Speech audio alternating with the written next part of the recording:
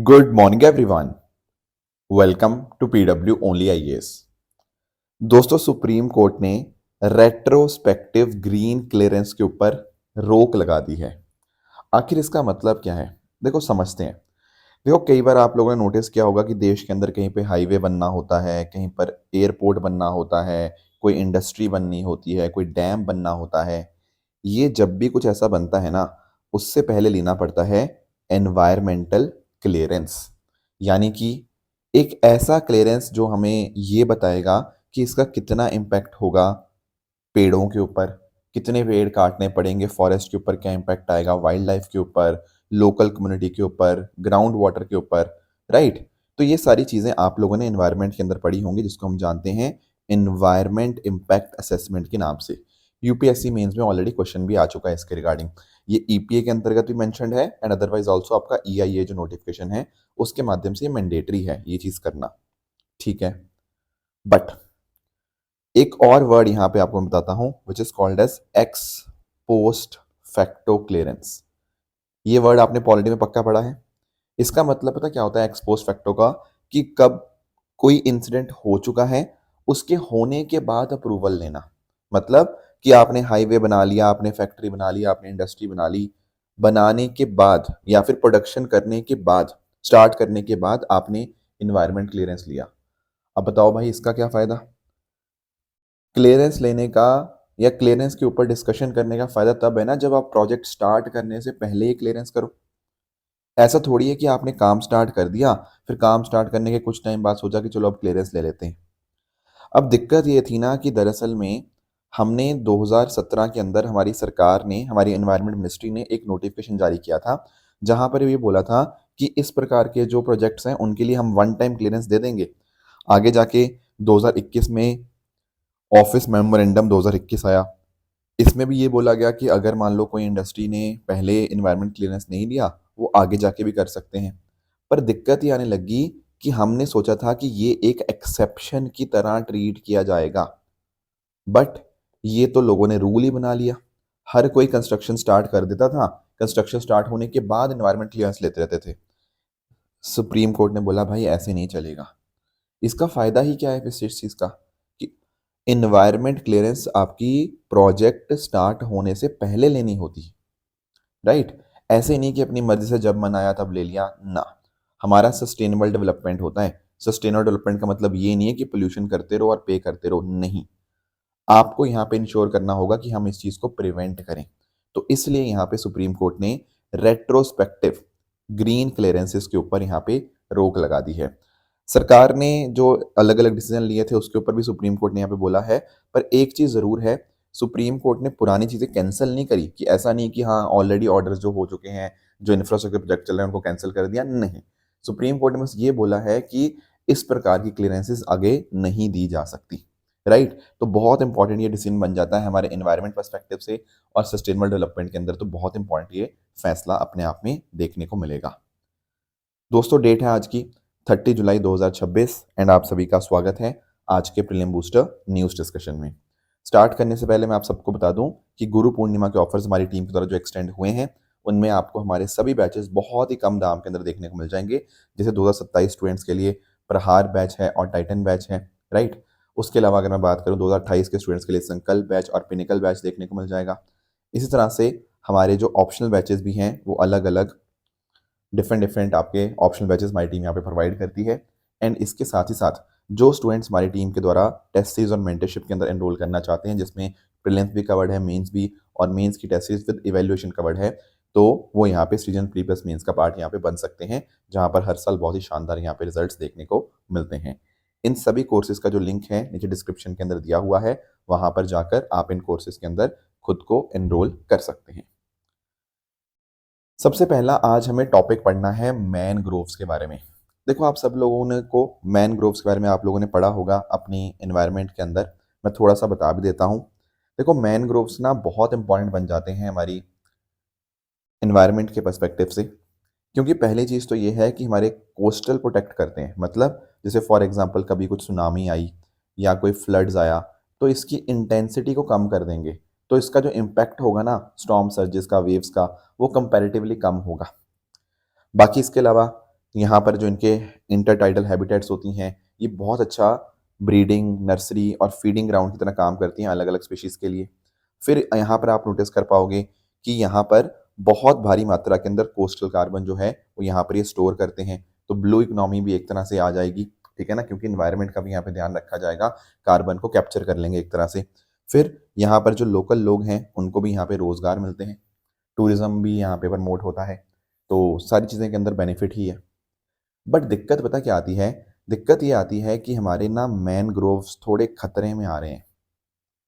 अब हमने इनको बचाने के लिए, प्रोटेक्ट करने के लिए एक स्कीम लॉन्च करी थी, एक इनिशिएटिव लॉन्च किया था 2023-24 बजट के अंदर।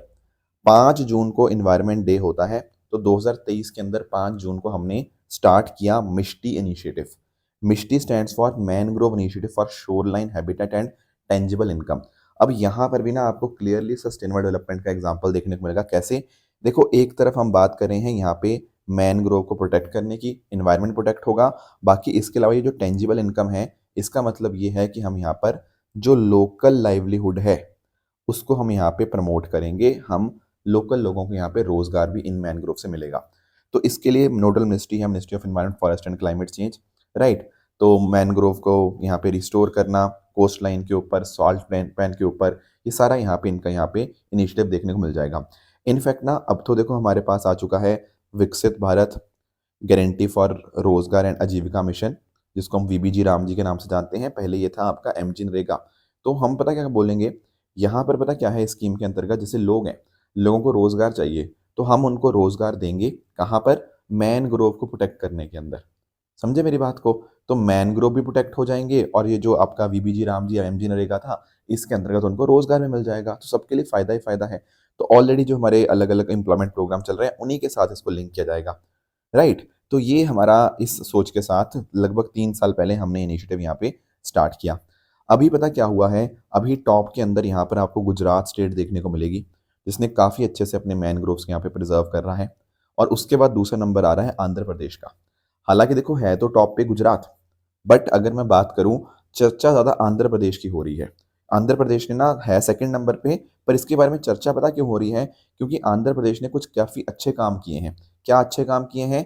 अच्छा काम आंध्र प्रदेश ने किया है फिश बोन टेक्निक का इस्तेमाल। अब सवाल आएगा ये कौन सी टेक्निक है? देखो, फिश बोन टेक्निक ना दरअसल में मैनग्रोव को बचाने का एक तरीका है। कैसे? देखो, मैनग्रोव ना अगर उनको बचाना है, उनको चाहिए टाइडल वाटर। टाइडल वाटर का मतलब जहां से सी वाटर दिन में 2 बार आता जाता रहे ना, मैनग्रोव को ऐसा पानी चाहिए, क्योंकि टाइड्स आएंगी तो वहां से न्यूट्रिएंट्स आएंगे, जो फालतू सॉल्ट होगा, एक्सेस सॉल्ट होगा, वो हट जाएगा। तो ये मैनग्रोव को सर्वाइव करने के लिए चाहिए होता है।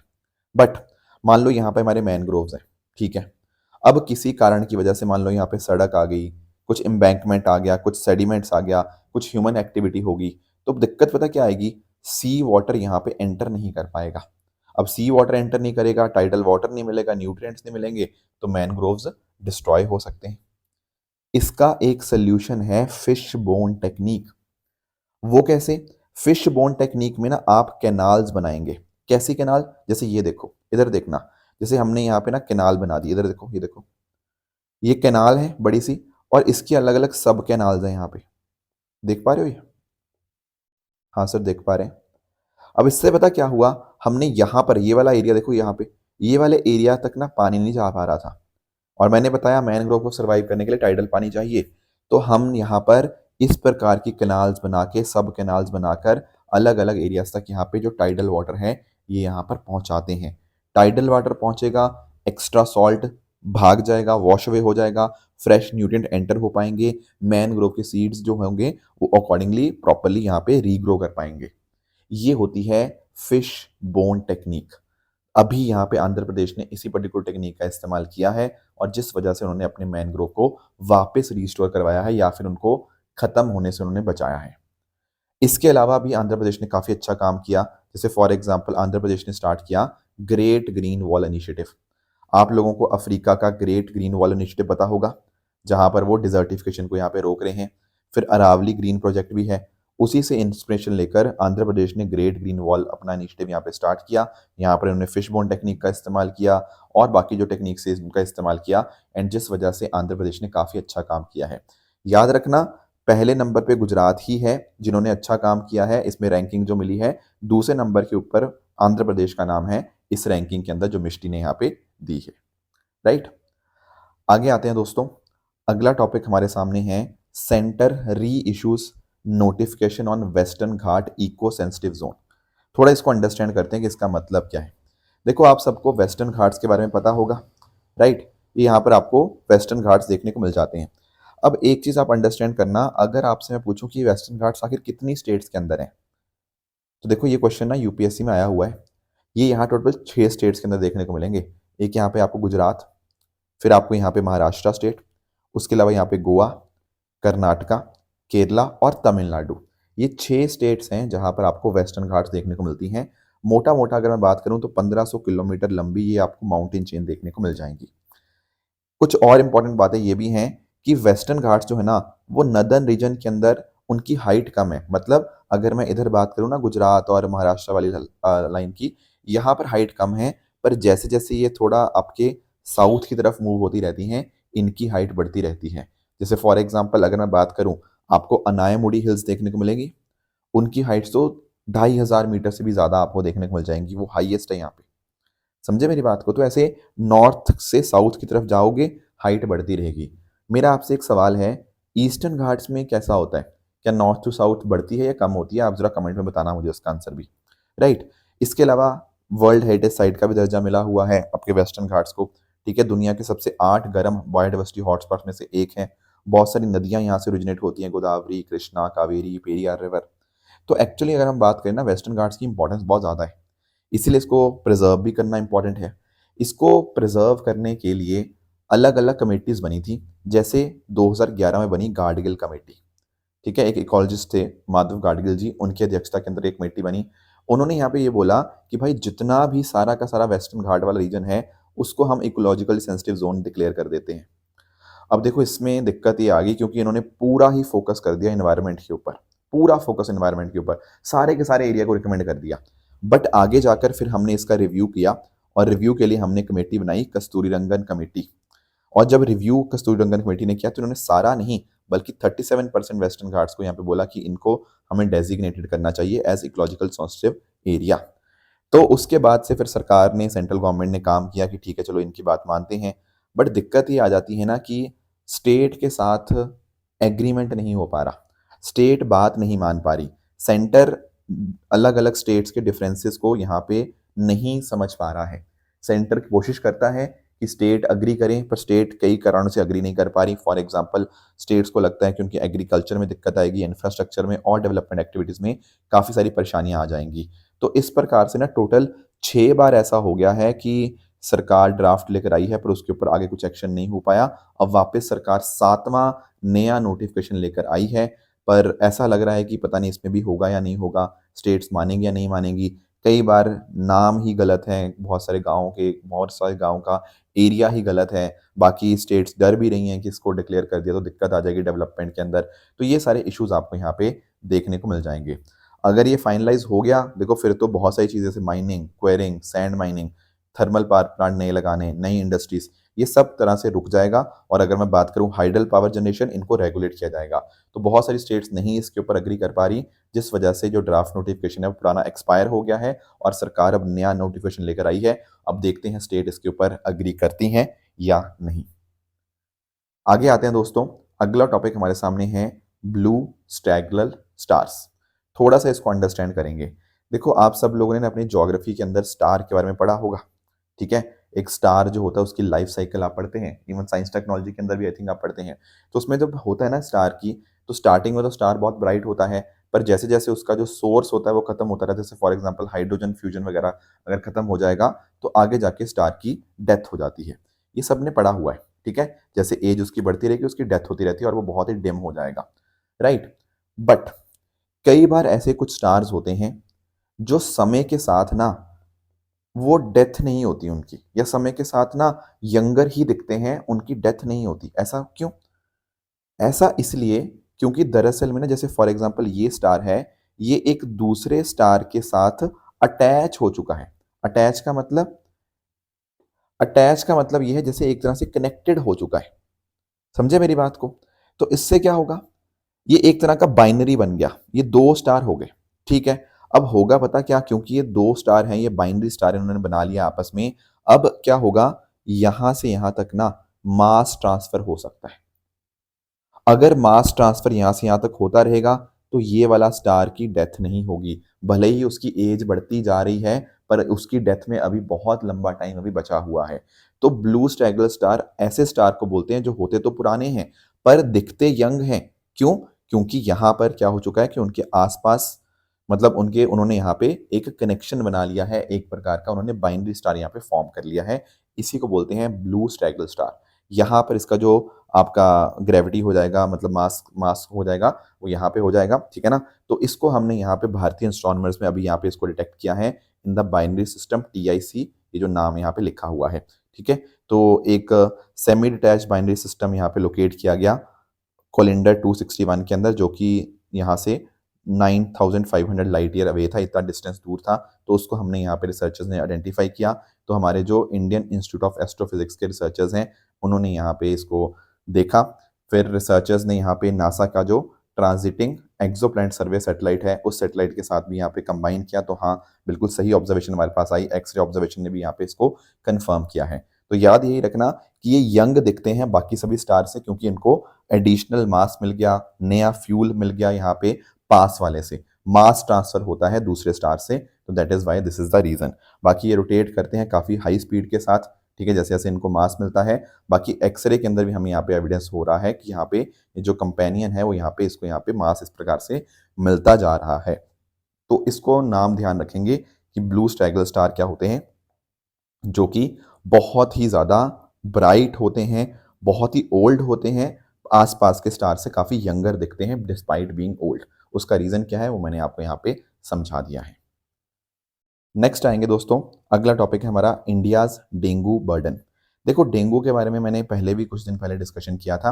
अब डेंगू जो है वो एक प्रकार का वायरस है, और यहाँ पर आपको एक फ्लेवी वायरस है जिसकी 4 सीरोटाइप्स होती हैं, डेनवी 1, डेनवी 2, डेनवी 3 और डेनवी 4।